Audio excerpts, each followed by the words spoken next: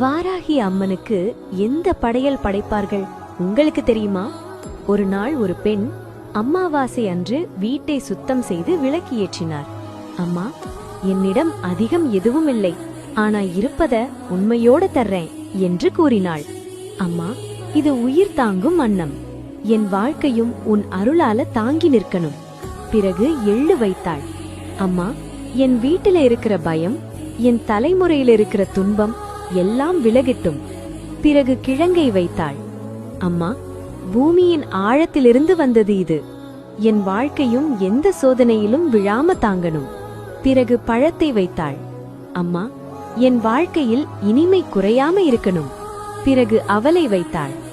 அம்மா, என் உழைப்பை யாரும் வீணாக்காம பாரு. பிறகு வெல்லத்தை வைத்தாள். அம்மா, என் கஷ்ட நாட்கள் இனிமையான நாட்களா மாறணும். பிறகு ஒரு உப்பை வைத்தாள்.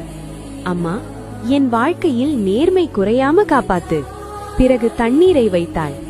அம்மா, உயிர் இருக்கிற வரை என்னை விட்டு போகாதே.